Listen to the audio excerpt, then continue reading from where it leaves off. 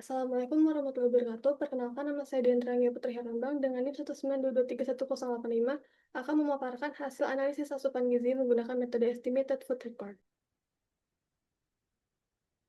Pertama-tama akan saya mulai dari latar belakang, yaitu konsumsi pangan sangat menentukan asupan gizi dan status kesehatan seseorang. Sehingga survei konsumsi pangan diperlukan untuk menilai pola makan, mengukur kecukupan gizi, serta merencanakan program gizi. Salah satu metode survei konsumsi pangan adalah dengan food record, di mana responden mencatat semua yang dikonsumsi dalam periode tertentu. Dalam praktikum ini, metode tersebut diterapkan dengan periode 3 hari tidak berturut-turut pada 17 responden perempuan dewasa awal untuk dianalisis kecukupan energi makronutrien dan natrium untuk mengevaluasi pola konsumsi kelompok usia tersebut. Berikut adalah biodata responden dengan nama responden Fani Natalia Haryono dan berjenis kelamin perempuan dengan usia 20 tahun, berat badan 52 kg, dan tinggi badan 165 cm. Berikut ini adalah form food record dan perhitungan asupan gizi dari responden, di mana data asupan gizi diperoleh dengan membandingkan hasil survei melalui tabel komposisi pangan Indonesia atau TKPI, kemudian DKBM, Nutrisurvey, atau label informasi gizi pada kemasan pada makanan dan minuman kemasan yang dikonsumsi oleh responden. Setelah itu, dihitunglah rata-rata asupan dari responden, di mana pada ketiga hari tersebut, energinya sebesar 1.154 kalori, protein 35,8 gram, lemak 43,5 gram, karbohidrat 164,1 gram, zat besi 5 mg, kalsium 476 mg, zinc 4 mg, kemudian vitamin C 18 mg, vitamin A 361 Re, dan natrium 348 mg.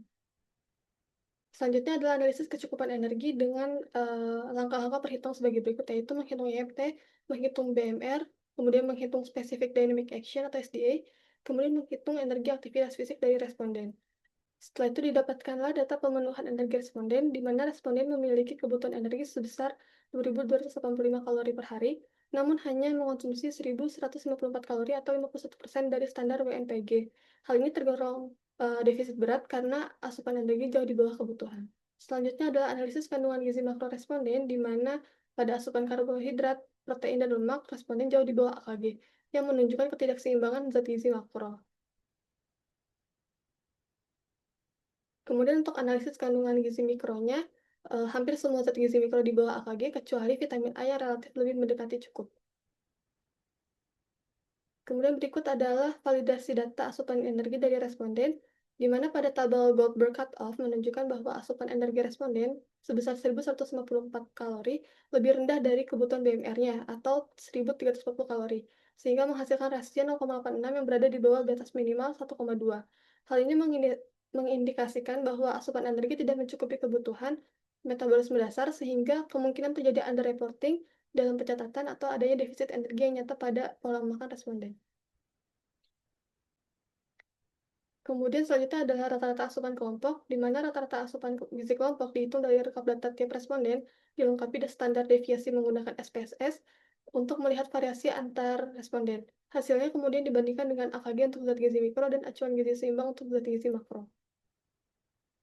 Kemudian berikut adalah analisis kandungan gizi makro dan mikro kelompok, di mana berdasarkan analisis data, asupan energi hanya memenuhi 59,5% dari kebutuhan, dengan kekurangan terbesar pada karbohidrat dan protein, sementara asupan lemak sudah cukup.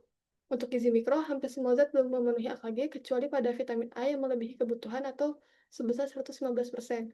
Hal ini menunjukkan ketidakseimbangan pola konsumsi, di mana pemenuhan energi, protein, dan sebagian besar gizi mikro perlu ditingkatkan.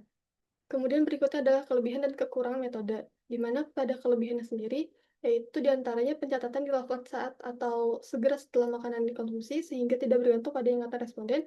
Kemudian ukuran porsi dapat dijelaskan lebih akurat sehingga kesalahan konversi URT berkurang. Kemudian konsumsi dan waktu makan tercatat secara langsung atau real time. Selanjutnya mengurangi keterbatasan waktu tatap muka antara responden dan peneliti. Lalu data yang terkumpul bersifat kuantitatif sehingga asupan zat gizi dapat dihitung dengan jelas. Untuk kekurangannya sendiri diantaranya proses konversi dari URT ke gram memerlukan waktu yang cukup lama, kemudian memberikan beban yang relatif berat bagi responden, lalu ada kemungkinan responden lupa mencatat setelah makan, kemudian responden berpotensi mengubah pola makan agar lebih mudah dicatat dan terlihat lebih baik kebiasaan makannya. Lalu keakuratan data sangat bergantung pada kemampuan serta kejujuran responden. Yang terakhir adalah tidak tepat untuk digunakan pada individu yang buta huruf atau kesulitan menulis, kecuali dengan pendamping. Baik, berdasarkan paparan saya sebelumnya, dapat disimpulkan bahwa asupan energi dan zat gizi baik individu maupun kelompok masih tergolong kurang dengan indikasi underreporting. Pada tingkat kelompok, pemenuhan energi baru mencapai 59,5% dari kebutuhan dengan karbohidrat dan protein yang rendah, sedangkan lemak sudah mencukupi. Dan hampir semua mikronutrien juga defisit, terutama kalsium, sementara hanya vitamin A yang melebihi kebutuhan. Secara keseluruhan, pola konsumsi masih belum seimbang dan memerlukan perbaikan. Selanjutnya untuk saran sendiri bagi responden adalah meningkatkan kesadaran mengenai pentingnya mencukupi kebutuhan energi dan gizi harian sesuai dengan aktivitas fisik dan kondisi kesehatan. Bagi peneliti, memberikan pahaman yang lebih mendalam tentang prosedur pencatatan food record kepada responden untuk mengurangi risiko underreporting. Kemudian melakukan pendampingan lebih intensif, terutama bagi responden yang kurang terampil dalam mencatat. Sekian dari saya, mohon maaf atas kurang lebihnya. Wassalamualaikum warahmatullahi wabarakatuh.